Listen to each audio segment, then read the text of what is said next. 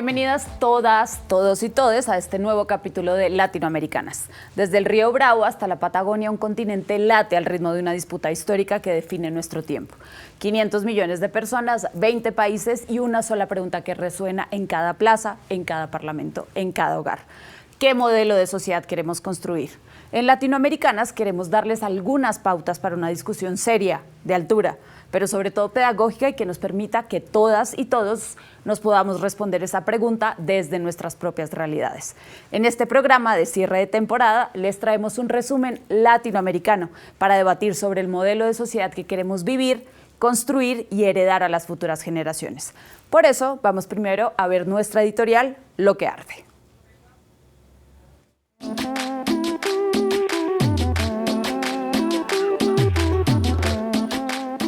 De un extremo, las fuerzas del establishment, el neoliberalismo que promete prosperidad a través del mercado, la mano invisible que todo lo ordena, la democracia representativa como horizonte último de la política. En el otro, los movimientos que emergen desde abajo, pueblos originarios que reclaman sus territorios, trabajadores, trabajadoras que exigen dignidad, jóvenes que sueñan con transformar el mundo, gobiernos que intentan romper las cadenas de la dependencia.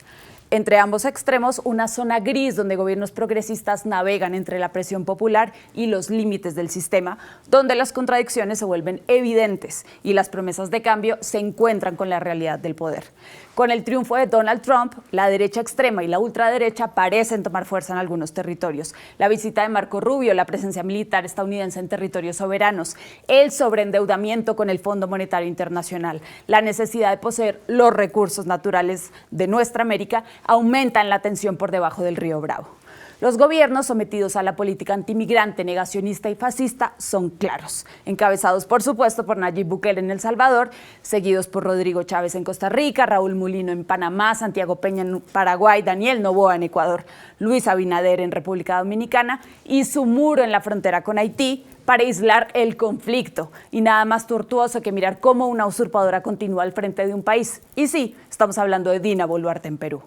En el centro se encuentran los gobiernos de Bernardo Arévalo en Guatemala y de Boric en Chile, quien además de perder el proceso constituyente, perdió la oportunidad de transformación después de que las protestas sociales y estudiantiles lo eligieron como presidente.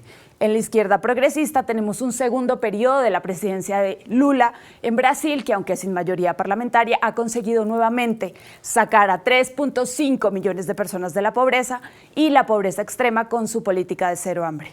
Y el impuesto a las grandes fortunas con el que avanza la política de redistribución de la riqueza. Gustavo Petro, por su lado, batalla todos los días con la maquinaria mediática y una derecha caricaturesca, ligada, por supuesto, al trumpismo. Lo que más les duele es que hasta el momento son más de 300.000 hectáreas de tierra entregadas a campesinos y comunidades étnicas en el Plan de Revolución Agraria y 2.6 millones de personas fuera de la línea de la pobreza. Xiomara Castro en Honduras, que está próxima a terminar su periodo presidencial, logró un histórico de salida de la pobreza en su mandato con más de 1 millón de personas con mejores condiciones de vida.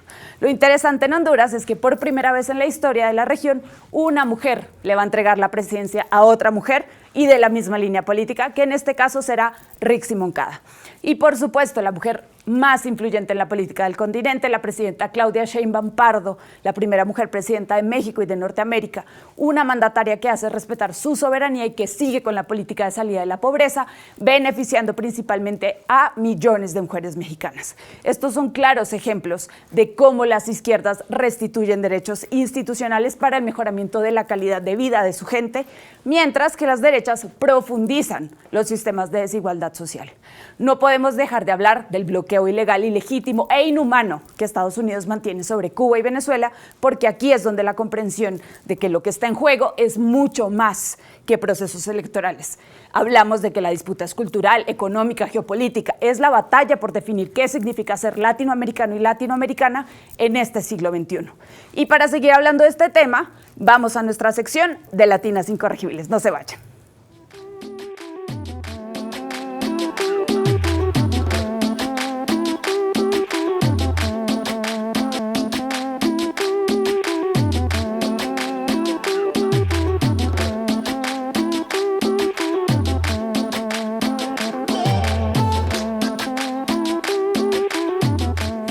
Seguimos aquí en Latinas Incorregibles, como siempre una mesa de lujo y además Ahora tenemos que hacer una revisión total de la región porque quedó muy movida después de la visita de Marco Rubio, del secretario del gobierno de Donald Trump de Estados Unidos. Y cómo tiene que ver eso directamente en la vida de las y los latinoamericanos. Pero antes de arrancar con eso, yo quiero decirles que esta mesa, la que se armó ahora, es justamente una mesa sumamente, que expresa totalmente las pasiones, amores y todo de América Latina. Tenemos una venezolana, una colombiana, una argentina, una ecuatoriana y todas latinoamericanas, así que esta mesa está espectacular. Y como no puede ser de otra manera, déjenme celebrar un triunfo personal de esos poquitísimos que se tienen hoy por hoy en Ecuador. Ayer Ecuador ganó 1-0, Argentina, perdón, Betiana, pero tenía que decirlo. ¿Y cómo queda la tabla justamente frente al Mundial? Porque además ya algunos clasificamos y esperamos venir a México a jugar esos partidos. No. Pues Argentina, no. Ecuador, Colombia, Uruguay, Brasil, Paraguay, Bolivia, Venezuela, Perú y Chile. En ese orden todavía se sigue batiendo los resultados para llegar a este mundial que se celebrará el próximo año 2026, México, Estados Unidos y Canadá. Así que esperamos que al menos aquellos países que de las que somos barras bravas y fanáticas, pues pueden a jugar acá a México para poderlos ver. Pero con esa introducción entonces, viene una parte muy seria, dolorosa, tortuosa, porque además, como decía, tiene que ver con la vida de América Latina. Y es justamente la visita de Marco Rubio. Y primero, bueno, decirles que estamos con Crismar Lujano y Betiana Vargas, las dos analistas políticas, con las que vamos a intercambiar, Dan y yo, justamente esta mesa de discusión. Y empezar con Cris, empezarte preguntando esto, ¿cuál es tu percepción de lo que pasa? Sin duda, uno de los países que tiene el bloqueo más fuerte y que además la amenaza más evidente, que es tener buques norteamericanos en su mar frente a su costa. Estamos hablando de Venezuela justamente y esta arremetida de Estados Unidos militar frente a Venezuela. ¿Cómo viste la visita de Rubio en estos países, convocando nuevamente a encontrarse en contra del mandato legítimo del presidente Maduro en Venezuela? Bienvenidas, Betty, Crismar, y qué bueno compartir con ustedes esta mesa. No, por favor, el gusto es para mí, como siempre, la segunda vez en este hermoso estudio y programa, ahora también acompañada con mi compañera Betiana, así que muchas gracias a ustedes por de nuevo tenerme aquí. Y bueno, lo que menciona sobre la visita de Marco Rubio, hay que enmarcarlo en los eventos que sucedieron prácticamente de forma paralela con esa visita, ¿no? A México y a Ecuador, que fue la explosión, ¿no?, de este pequeño barco que ahora les llamaron buque en todos los medios de comunicación, una pequeña embarcación lanchera, ¿no?, de pescadores seguramente, en aguas internacionales, pero que, como bien dices, pues forma parte de ese gran cuerpo de agua que es el Caribe. Sucede esto y 2 días después unos aviones venezolanos sobrevolaron algunos de los buques de guerra de Estados Unidos, que además hay que acotarlo porque digamos que esta nueva arremetida o el fortalecimiento, ¿no?, de una narrativa un poco más bélica es una pieza del gran rompecabezas que hay para presionar al gobierno de Venezuela, pero no solamente eso, ¿no? Hablamos más bien de una militarización del Caribe, que hay que ver la pintura completa, digamos, sí, más allá de lo que exclusivamente significa para Venezuela. Marco Rubio es el jefe de la diplomacia estadounidense. Él lo que hace es un emisor de la estrategia de política exterior del gobierno de Estados Unidos, en este momento encarnada por el presidente Donald Trump, quien ya sabemos muy bien, en su primer gobierno tuvo lo que llamaron la estrategia de máxima presión en contra de Venezuela, fracasada por todos los intentos que tuvieron, ¿no?, por todas las formas que no lograron, pues, de alguna manera hacer nada dentro del territorio.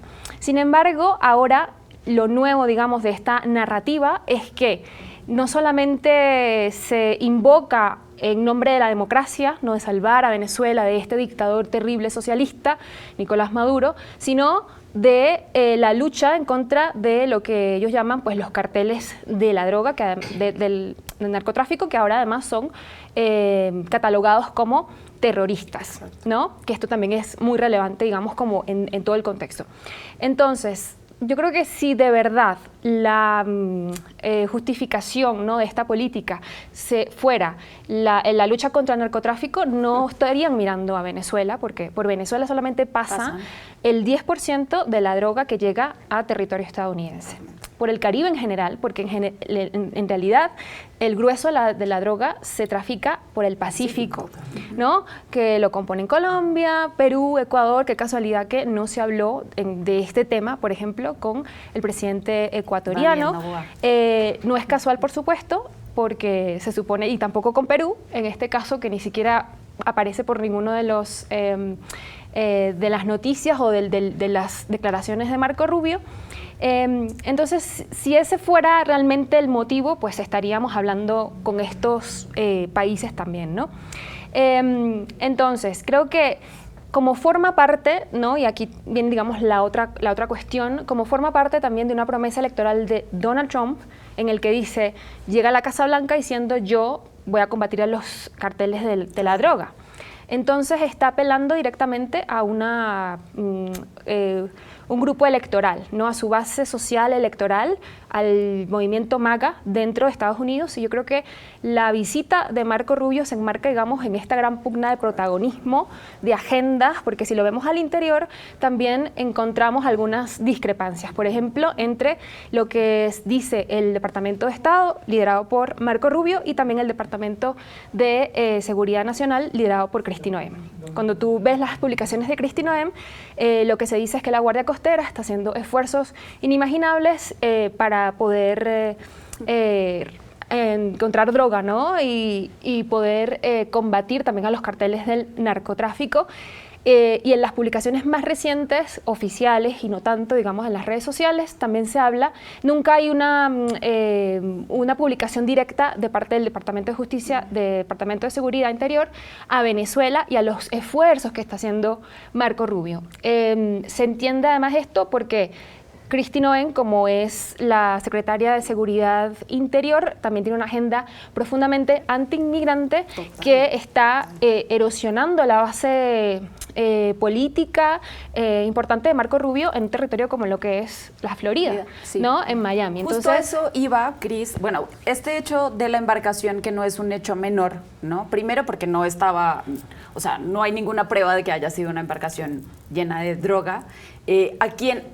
¿A quién se le ocurriría poner una embarcación llena de droga cuando sabes que tienes el Caribe inundado de buques estadounidenses, ¿no? Una operación suicida de algún narco venezolano. Sin embargo, creo que hasta por defensa propia han querido interpretar ese tipo de mensajes como un mensaje directo a Nicolás Maduro, como si en América Latina no estuviéramos involucradas o involucrados con ese mensaje que le quisieron dar a la región. Y creo que ahí es bastante importante lo que dices, porque no es un problema únicamente con Nicolás Maduro. Es un problema con toda la región y con todos los gobiernos que atrevan a declarar un poco de su soberanía frente a esta política exterior injerencista que ha caracterizado a Estados Unidos durante mucho tiempo, y que imágenes como esta, como la del buque estallando, pues se convierten casi en un spot electoral, puertas adentro, ¿no? Para Texas y para Florida, pues. Por supuesto. Entonces, ¿sí crees que haya sido un mensaje para Nicolás Maduro o fue un mensaje para la región? ¿Cómo lo ves tú? Yo creo que es un esfuerzo por desmantelar lo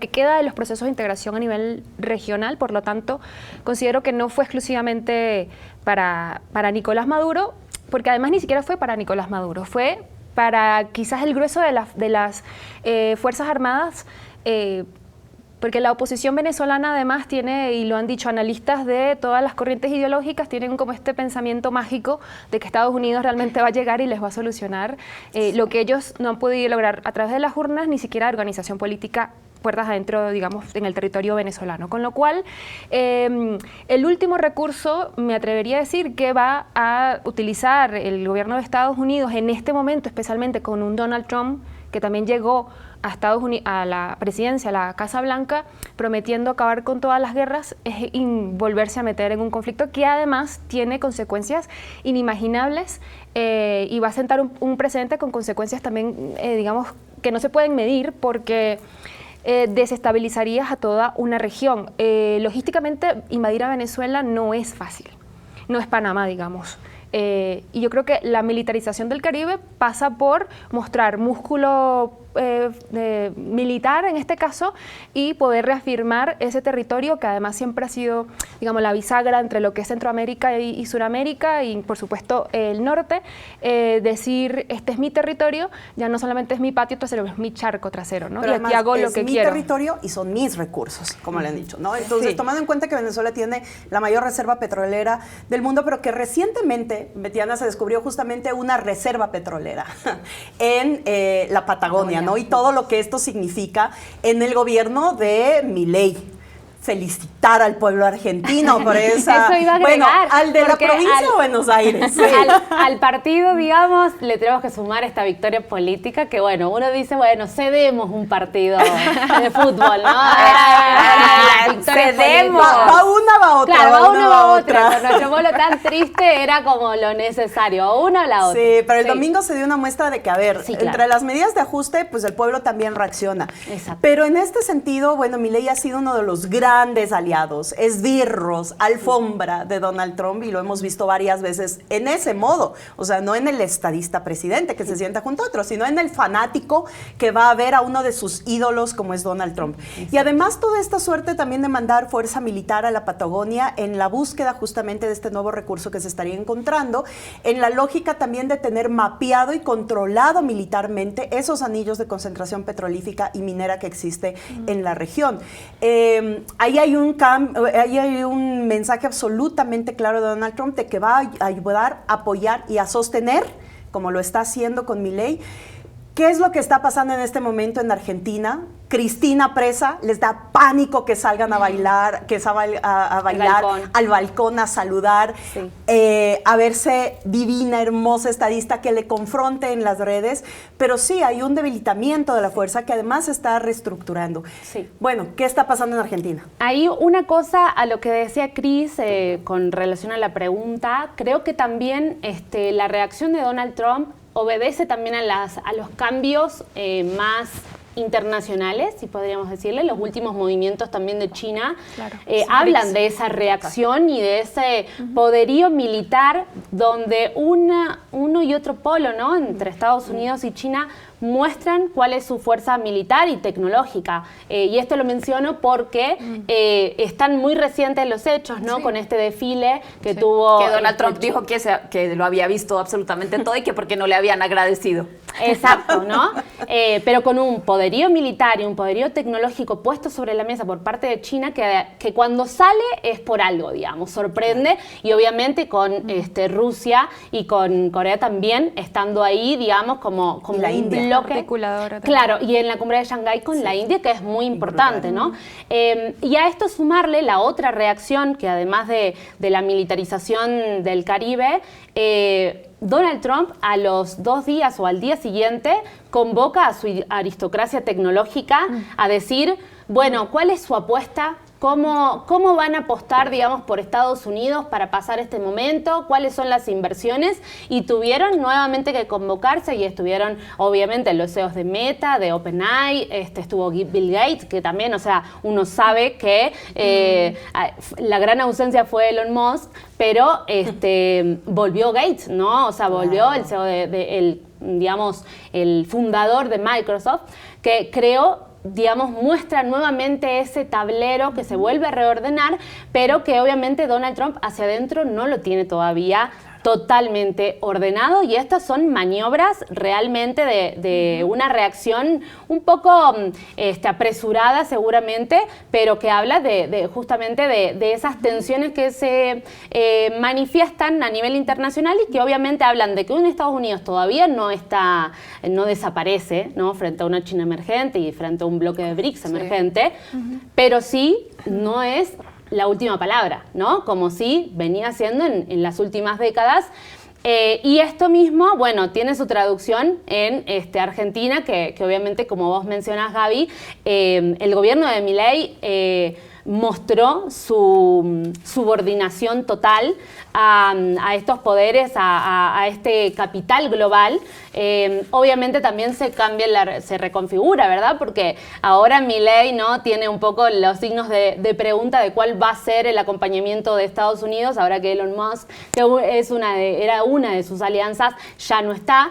Pero Donald Trump mantiene, digamos, esa promesa que veremos ahora con los resultados de las últimas elecciones, si realmente se manifiesta o no, de dar nuevamente otro préstamo a Argentina para correr esta crisis política que está atravesando el gobierno de Argentina. Que nos Milei. decías que ya no iba a ser el FMI, ¿no? Exactamente, porque ya el FMI no puede hacer el préstamo y por lo tanto es el propio Donald Trump presionando al Tesoro de Estados Unidos para que pueda desembolsar lo que Milei necesita para pasar esta crisis, que obviamente ahora sale una crisis política con los de las coimas que se suma obviamente a la estafa de Libra, ¿no?, de hace meses anteriores, pero obviamente también habla de un pasar económico que no lo tiene asegurado el gobierno porque la inflación sigue creciendo, que es como su gran caballito de batalla, y además el golpe de la pérdida, digamos, para decir una mención, el JP Morgan, ¿no?, mencionaba que si había un resultado de unos 5 puntos de diferencia, era un resultado aceptable porque podía continuar el modelo, ¿no? La diferencia que hubo en las elecciones del domingo fue de más de 13 puntos, 14 puntos, y eso obviamente ahora pone en tela de juicio, bueno, cuál va a ser la reacción a nivel internacional, pero también de los mercados, porque ya, por ejemplo, un día después de las elecciones, el dólar blue pasó a más o menos 1.400 y pico de pesos, cuando el viernes había cerrado en 1.300, ¿no? O sea, ya hubo ahí un desajuste. Y después también el riesgo país, ¿no? Que también Milei habla de todas estas cuestiones de la macro y la microeconomía, pero que también muestran cuáles son las reacciones que el propio mercado está hoy teniendo y presionando al gobierno, que muestra condiciones de una interna muy feroz, ¿no? Ahí para contar, digamos, a las personas que quizás nos están viendo y que no conocen cómo fueron los resultados, Fuerza Patria ganó por casi el 47% de los votos en una elección que era una elección también inusual, ¿no? Era la primera que se generaba ahora con esta estrategia del desdoblamiento que tuvo el gobernador Axel Kicillof, pero fue un resultado, como les mencionaba, del 14 puntos de diferencia, que también muestra un carácter histórico. Hace 20 años que el peronismo no ganaba una elección de medio término, que son estas elecciones parlamentarias. Entonces, sí es significativa esa victoria, y es una victoria que hay que ponerlo sobre la mesa. Cristina no pudo ser candidata porque está proscripta, y entonces también esa es como la cuestión que hay que decirlo, y también es una victoria de Cristina, no solo de Axel, y no solo, digamos, de los intendentes y todas las fuerzas, obviamente, de la provincia, sino también de un pueblo que está diciéndole basta al gobierno, ¿no? Que no se aguanta más el ajuste, y que obviamente también hay una desconfianza de ese electorado que confió en eso desconocido que venía a romper quizás con la línea histórica, ¿no?, de la política, que por ahí un poco era la apariencia que tenía Milei. Quedó demostrado que hambrió a la clase trabajadora, como siempre sucede cuando las élites y la derecha llegan al poder. También quedó en evidencia que la casta son ellos, porque los Milei están negociando incluso con los Menem, ¿no? O sea, estas coimas que salen a la luz, esta corrupción, que hay que decirlo con esas palabras, porque también, o sea, hay una cuestión de sentido común que hay que trabajarlo. Esta corrupción, entonces la están llevando con las fuerzas que históricamente han sido la casta en Argentina, ¿no? De los partidos políticos es Menem, son como si fuesen acá en México los Salinas de Gortari, ¿no? O sea, es la cara más visible del neoliberalismo. A ver, y hablando de esbirros, de neoliberalismo, ¿Cómo le fue a Marco Rubio en Ecuador?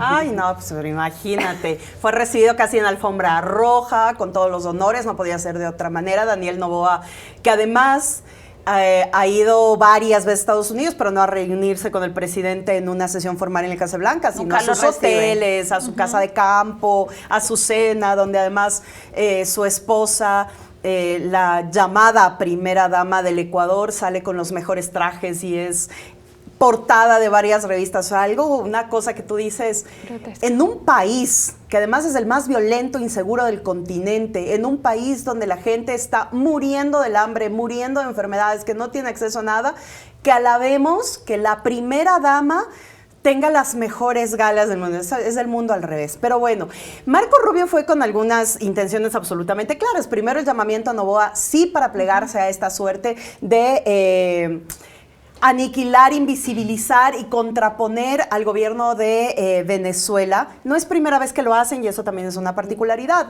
Junio de 2019, en aquel entonces Mike Pence, vicepresidente de Estados Unidos, ya hizo esta rondita, llamando a todos los presidentes a lo que llamaban Venezuelans Meeting, que era justamente este bloqueo ya para Venezuela. Lo trataron de hacer en la consulta popular que arrancó este año también con el tema de una zona petrolífica en Orinoco, que además es la más grande, para Guyana, donde además han quintuplicado presencia militar norteamericana. Sí. Entonces, bueno, ese fue uno de sus objetivos absolutamente claros. Y en esta lógica de seguir el debate y la línea discursiva que decíamos de la lucha contra el narco, que es paradójico en Ecuador, porque además recordemos que en Europa tiene varias investigaciones la familia de Daniel Noboa, justamente por cargamento de banano, cargado de cocaína, siendo los mayores exportadores de banano. Pero fueron a prometerle a Daniel Noboa que se instala la base militar. Recordemos que en el 2018, en Ecuador, en el 2008, perdón, en Ecuador se cerró por mandato constitucional la presencia militar extranjera y peor, bases militares. Pues ahora quieren nuevamente legalizar la base militar. Y esa es la entrada que tiene Estados Unidos. Pero eso no es un gran logro, seguridad para el pueblo ecuatoriano. Claro, porque además, qué bobos somos, comunistas bobos, ¿cómo van a rechazar la ayuda de Estados Unidos? Porque además de eso nos venden, cuando realmente en Ecuador se demostró que cuando teníamos la base militar de Manta, pues teníamos unos indicadores altísimos de comercialización, porque además Ecuador nunca ha sido un país de producción, sino de comercialización de la cocaína que viene justamente de Perú y de Colombia. Y tenemos el segundo puerto más importante después de México del Pacífico, entonces lo convierte en una situación estratégica. Pero teníamos los indicadores que sin duda alguna demostraban que más allá había absoluta violación de derechos humanos por parte de las tropas norteamericanas. Sale la base militar y nos convertimos en el segundo país más seguro del continente. Vuelven los militares norteamericanos y hoy somos el más violento. Donde hay narco, hay idea, donde hay idea, hay inseguridad, hay muerte y hay despilfarro. Esas son las formas de control. Pasando de Daniel Noboa, pasamos a otro impresentable, Jair Bolsonaro, un perseguido político del terrible régimen de Lula da Silva, apoyado por Donald Trump. ¿Cómo vieron? Porque la verdad va a apelar, por supuesto, el proceso, pero lo más seguro es que termine siendo condenado. ¿Ante qué estamos? En un país donde después de 21 años de dictadura, digamos la segunda más larga de la región, los represores, los torturadores del golpe de Estado del 64 fueron imputados, digamos, no fueron juzgados, ¿no? Total impunidad. Esto, el hecho de que por primera vez las Fuerzas Armadas sean de alguna manera responsables de violentar el Estado de Derecho, como bien lo califica uno de los crímenes que de los que se les acusa, es histórico para la frágil y joven democracia brasileña. Es un parteaguas, es una deuda histórica para su pueblo. En este momento siguen las deliberaciones, que además son públicas, en la primera sala del Supremo Tribunal Federal. Pueden verlas pues en vivo y directo con deliberaciones de 5 horas. Ayer hablaba Alexandre Moraes y daba un aleatorio demoledor en el que especificaba que de verdad Brasil estuvo a punto de volver, ¿no?, a ese momento histórico, a repetir ese 64 tan nefasto, no solamente para este país, sino para toda la región. Con lo cual, ahorita mismo lo que no está en discusión la intentona de golpe de Estado, sino la autoría de la misma. Hasta donde pude ver, se necesitan de 5 votos, se necesitan 3, mayoría simple, para poder ratificar la condena. Se espera que suceda el 12 de septiembre. Y en este sentido yo creo que hay 2 claves que se desdoblan, como digamos, en lo histórico, y está lo electoral y el tema regional, ¿no? En lo electoral, porque casualmente estamos viendo de que, bueno, Estados Unidos siempre tiene sus manos metidas en todo lo que... ¿No importa cuando leas esto? Por supuesto, ni siquiera lo vamos a discutir. No importa cuando veas esto. Claro. No importa cuando veas esto, sin embargo, en este momento lo vimos muy claramente porque además no tuvieron, digamos, pelos en la lengua para... salir a favor de Bolsonaro. Sí, claro, velando, ni siquiera pudieron velar, ¿no? Ya no lo hacen, es grotesco y descarado. Sí. Y hay represalias directas para la economía brasileña con el tema este arancelario. Y por supuesto que Lula ha salido al paso defendiendo a su país y diciendo no nos vamos a hincar, y esto ha sido un boomerang para Donald Trump. Sí, porque además esto no nos es nuevo. Digamos que Estados Unidos cada vez más, de forma más grotesca, sí, interfiera en la política cualquiera, esta sea parlamentaria, sí, judicial, de gobiernos, etcétera. Y me huele, Dani, a lo que pasa en Colombia, con Uribe. El primero que saltó a favor de Uribe fue el gobierno, a través de su embajador, de Estados Unidos en Colombia, y la lucha de Petro. ¿Cómo ves eso? Y que eso salió más histórico, el tema es histórico, el juicio a Uribe. No podría ser de otra manera, es decir, el gobierno de Estados Unidos siempre ha puesto sus esbirros de manera estratégica, y Uribe le abrió la puerta a esta supuesta lucha contra el narcotráfico, que lo único que hizo fue desplazar a más de 7 millones de personas en Colombia, ¿no? Recordemos, para los que dicen que solo han salido venezolanos de Venezuela, 5 millones de colombianos se refugiaron en Venezuela durante las épocas más duras del conflicto armado interno, y el presidente Chávez los recibió con los brazos abiertos, ¿no? Digo, no así la actitud de toda la región, creo que vale la pena recordarlo. El juicio contra Uribe fue histórico porque, además, para quienes no conocen, quien inicia la demanda es el propio Uribe contra Iván Cepeda, acusándolo de fabricar testigos en su contra, y resulta que en el proceso, que además fue un proceso muy largo, casi 10 años, ya se imaginarán por qué, porque Uribe y su familia y las élites pues terminaban comprando los jueces. Y en el proceso, lo que se hace, una jueza, hay que decirlo, mujer, descubre que es todo lo contrario, que quien ha sobornado testigos y quien ha falsificado testigos ha sido el propio Uribe. Es una lástima que no lo hayamos podido ver en la cárcel, por otros delitos, como los 6.400 jóvenes pobres que, por ser pobres, los disfrazaron de guerrilleros para inflar las bajas de combate y esta lucha contra la guerrilla, ¿no? Pero bueno, está en la cárcel, es la primera vez que un presidente, y no es porque un presidente esté en la cárcel, es qué tipo de persona ha llegado a la cárcel, y es un tipo como Uribe. Creo que esto, de alguna manera, le da un respiro al gobierno de Gustavo Petro, aunque lo acusen de estar detrás o de fabricar una venganza política contra Álvaro Uribe, ¿no? Cuando llega la justicia, para la derecha es persecución, ¿no? Por supuesto. Cuando los presidentes o las presidentas de izquierda están en la cárcel, eso sí es justicia, ¿no? La justicia que a ellos les gusta. Creo que le da un respiro después de que asesinan a Miguel Uribe Turbay. Nuevamente el tema de la seguridad se pone sobre la mesa, y esto es bastante importante porque Uribe era el protagonista de esa seguridad democrática en el país, ¿no? Quien encarna esa mano dura que tanto necesita Colombia cuando pasan episodios como el de el asesinato del candidato presidencial Miguel Uribe, ¿no? Entonces, a Gustavo Petro le toca batallar todos los días con esa retórica de la seguridad no es salir a hacer lo que hizo Uribe. Miren los resultados, los estamos viendo 10, 15 años después. La seguridad es garantizar que esas causas estructurales que causan pobreza, vulnerabilidad, desigualdades, pues no se repitan, ¿no? Entonces, es un batallar de un día sí, claro, y al otro también. Básicamente. No, totalmente. Y bueno, vamos a tener que hacer luego en la tercera temporada un programa especial de Colombia, porque el próximo año vienen las elecciones de Colombia, y estamos viendo unas primarias hermosas que yo estoy muy entusiasmada porque tenemos a Iván Cepeda, a Gloria Flores, a Gloria Ramírez, a María José Pizarro, a muchos cuadros de la izquierda ahí disputando la posibilidad de continuar procesos de transformaciones, o algo que nos ilusiona mucho a quienes todavía no logramos encontrar caminito. Y en ese sentido... nos quedan 4 minutos. Ay, caray, bueno. Bueno, tener vamos que a hacer una trazar ronda. vamos a tener que arrancar la tercera temporada con otra ronda de análisis latinoamericano para continuar. ¿Qué pasa en Bolivia? Porque es una cosa dolorosísima. Sí. Teniendo todo, lo perdimos. Y ahora, derecha y extrema derecha. ¿Qué va a pasar en Bolivia?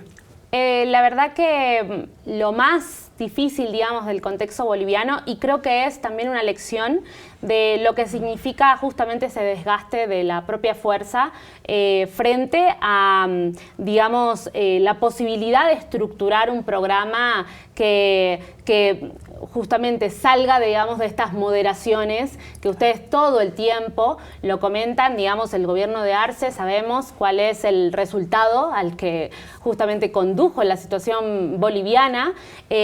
Obviamente, todo el proceso que se vivieron en las últimas elecciones sí fue muy duro, ¿no? Sí. Un Evo que uno sabe, igual que como pasa con la situación de Cristina, es el líder carismático, es el conductor de una fuerza que además hay que comentarlo, Bolivia fue, creo, uno de los únicos procesos de la región que logró hacer una disrupción total contra el sistema colonial de nuestra constitución como región, ¿verdad? De nuestros estados, que eran estados totalmente liberales, pero además coloniales, racistas, y que obviamente era una opresión sobre el indio, que con Evo, digamos, hubo una reconfiguración total de esa sociedad que levantó la cabeza y que salió a caminar las calles, y que vimos flamear la huipala, vimos las mujeres de pollera, y bueno, un indio siendo presidente, ¿verdad? El indio cocalero, además, o sea, una cosa muy simbólica, muy fuerte. Exactamente.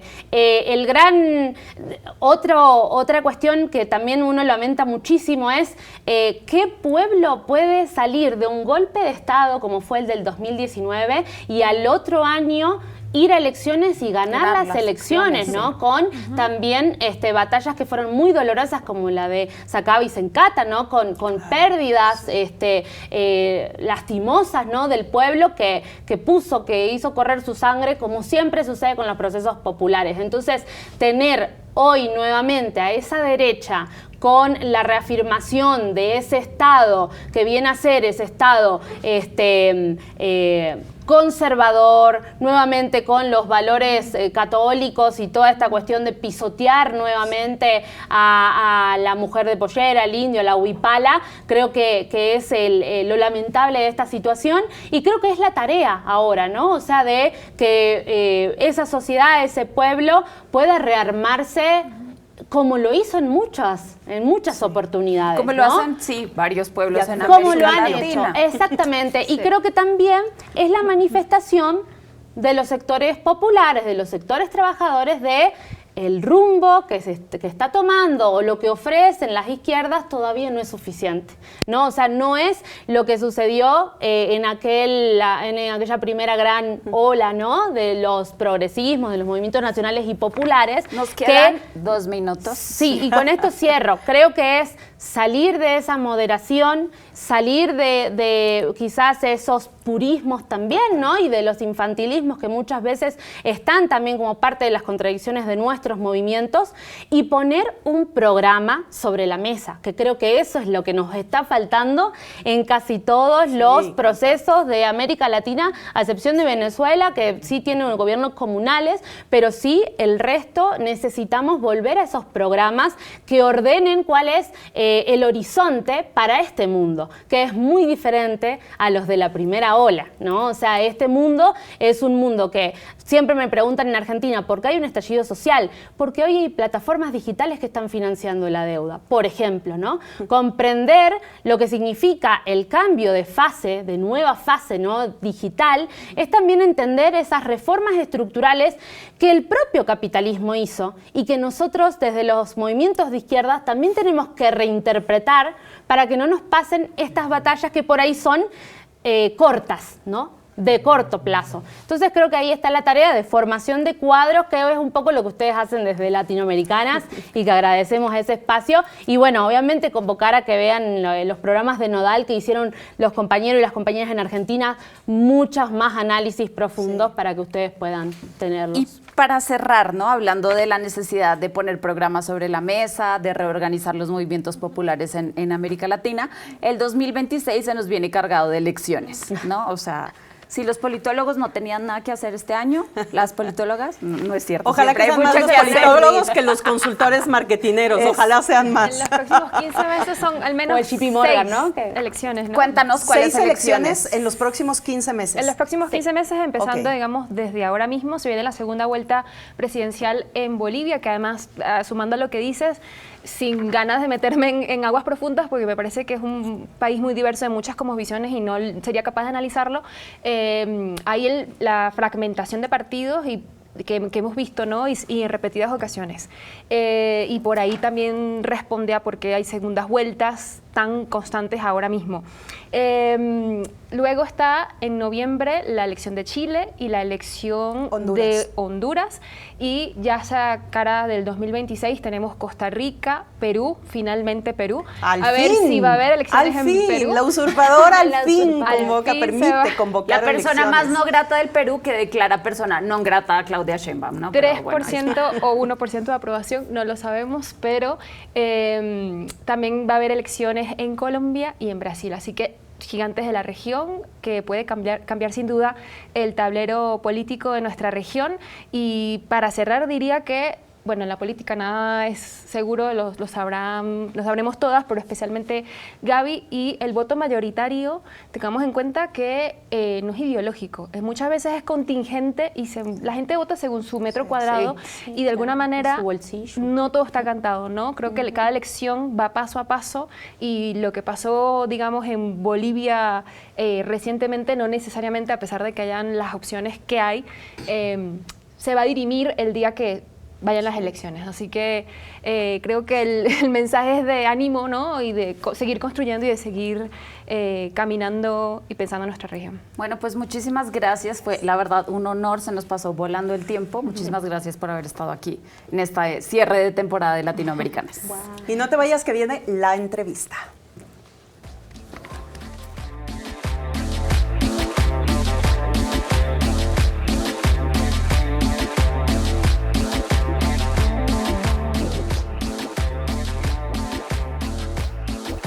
Bueno, seguimos aquí en la entrevista y a mí me complace muchísimo porque además de ser una persona a la que admiro mucho, a la que he leído mucho para mi propio conocimiento y mis propios debates internos, pues es una de las grandes intelectuales y además muy estudiosa de los temas de militarismo en la región, y tengo el orgullo de presentar a mi amiga, compañera y una gran analista, Ana Esther Ceseña, esta mexicana que además es coordinadora del Observatorio Latinoamericano de Geopolítica del Instituto de Investigaciones Económicas de la UNAM. Así que muchísimas gracias, Ana Esther, por hacerte un tiempito para acompañarnos aquí en Latinoamericanas. Y más allá, empezar por esto, Ana Esther, más allá de lo que vemos en los medios de comunicación, ¿qué representa realmente Marco Rubio en la política norteamericana y cuál es su rol para América Latina en este puesto del gabinete de Donald Trump?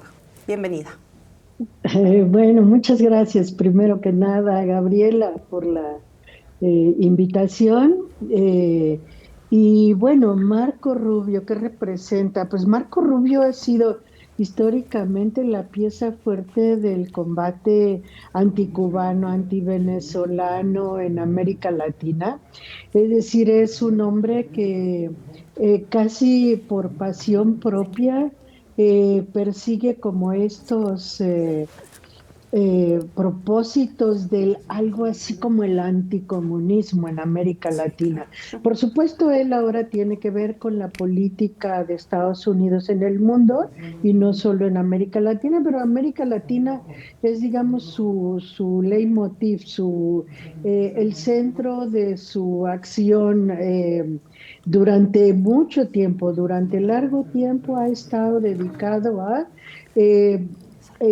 presionar por políticas restrictivas de boicot, de castigo hacia ciertos países de América Latina que pues se consideran indisciplinados. Ana Esther, muchísimas gracias por estar aquí con nosotros. ¿Cómo interpretas que sea precisamente Marco Rubio, además hijo pues del exilio cubano anticastrista, el emisario de la política exterior aquí en América Latina? pues ya le da un toque, ¿no? Ya eso ya le da un matiz a la política hacia América Latina, pero la verdad que en este momento hay como algunos otros elementos que hay que considerar, porque no es, por supuesto, un momento igual que el que teníamos pues a lo largo incluso de toda la ruta de Marco Rubio en la política hacia América Latina, sino que en este momento Estados Unidos está enfrentando una situación muy complicada, tanto en lo exterior como en lo interior. Y eso, pues por supuesto, es el primer punto que orienta el tipo de política que se está siguiendo con América Latina. ¿Qué quiero decir? Hay un debilitamiento evidente de la posición de Estados Unidos frente al resto del mundo, es decir, ya no hay un liderazgo indiscutido, no hay un liderazgo tan fuerte tampoco, ni siquiera es solamente algo que está en disputa, sino que Estados Unidos está frágil frente a la situación general.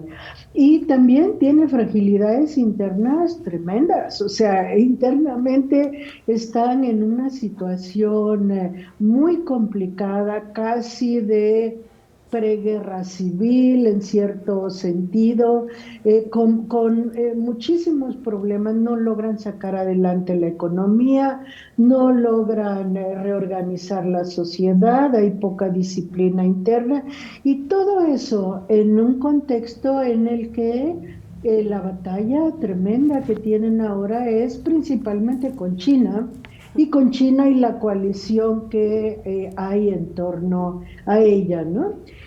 Esto implica que uno de las líneas de trabajo en América Latina es impedir la entrada de otras potencias, es decir, impedir la entrada de China, impedir de China, Rusia, Irán, es decir, muchas, ¿no? Ahora incluso se le suma por ahí la India de manera complicada, entonces, ¿qué tipo de relaciones va a tener América Latina? ¿Cómo se va a manejar el territorio latinoamericano? Es algo muy importante para Estados Unidos, no solo por la competencia económica, sino porque también hay el problema de los tránsitos marítimos y de la relativa crisis en la que está el Canal de Panamá, y las posibles alternativas que no todas están en manos de Estados Unidos,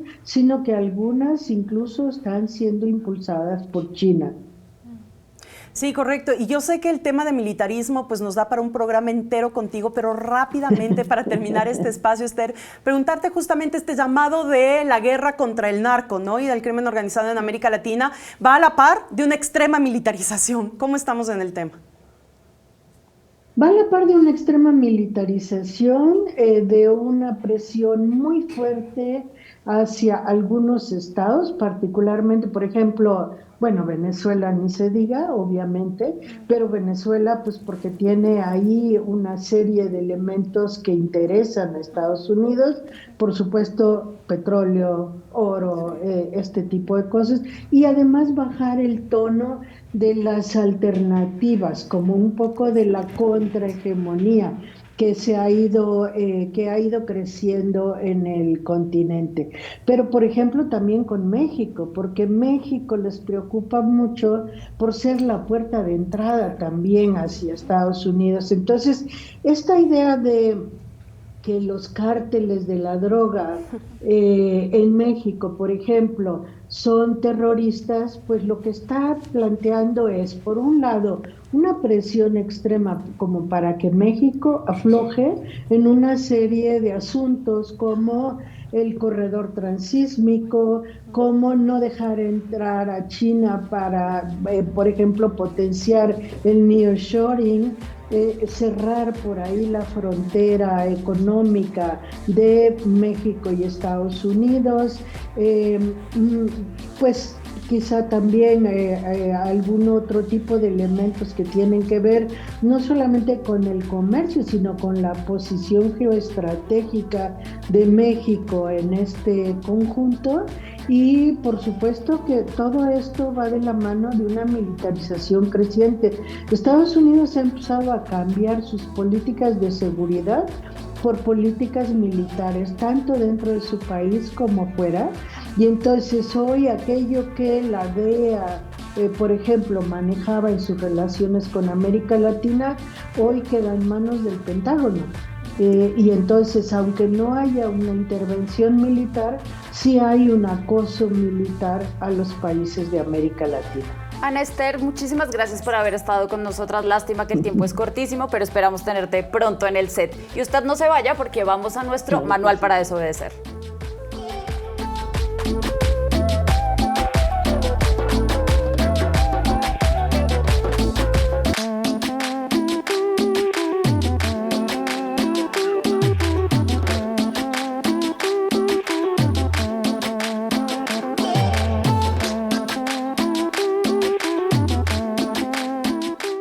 Hay mitos que forman parte del sentido común neoliberal que naturalizan el capitalismo y criminalizan las alternativas emancipatorias. Desde una perspectiva de izquierda es fundamental desmitificar estos discursos hegemónicos para abrir espacios a la construcción de un proyecto político realmente transformador que ponga los intereses populares por encima de los privilegios de clase.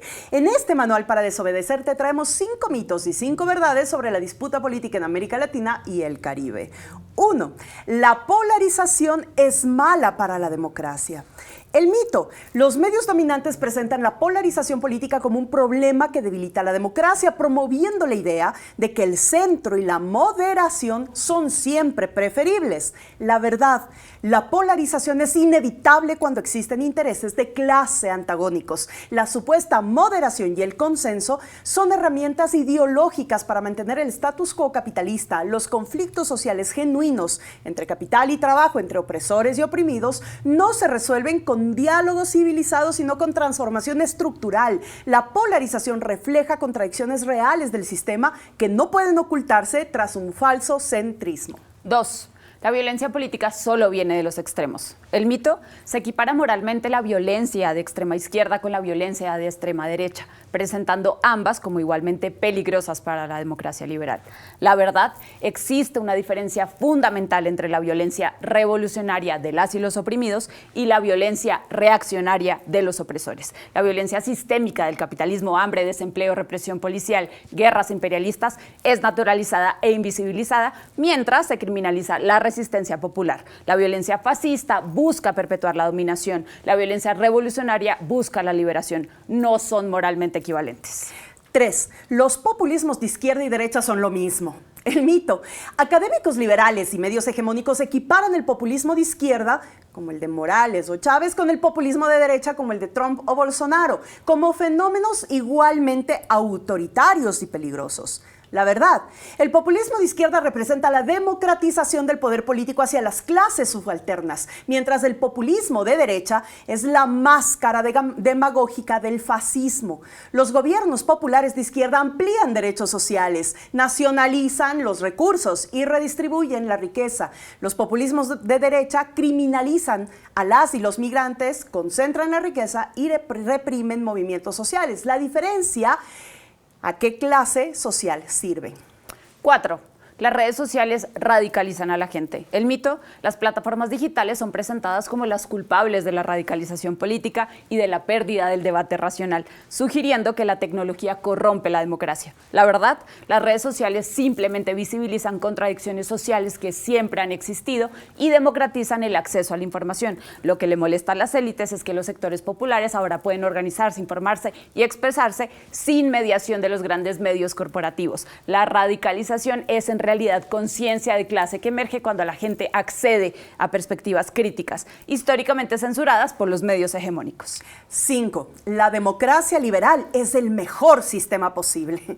El mito: se presenta la democracia liberal representativa como el horizonte insuperable de la organización política, siendo cualquier alternativa catalogada como autoritaria o totalitaria. La verdad: la democracia liberal es la forma política que mejor sirve a la dominación burguesa, permite la alternancia entre fracciones aspiraciones de la clase dominante mientras mantiene intocables las estructuras económicas capitalistas. La verdadera democracia requiere socialización de los medios de producción, participación directa de los sectores populares en las decisiones económicas y el poder popular efectivo. Los pueblos originarios, las comunas, los consejos obreros y las experiencias de poder popular demuestran que existen formas superiores de organización democrática. Gracias por acompañarnos en este capítulo de Latinoamericanas. Nos despedimos de esta segunda temporada y nos preparamos con más temas, más invitadas y más pedagogía de la comunicación para la disputa del sentido común. Comparte este contenido, difunde y debate. Nos vemos próximamente en nuestra tercera temporada de Latinoamericanas aquí en Capital 21. Abrazos.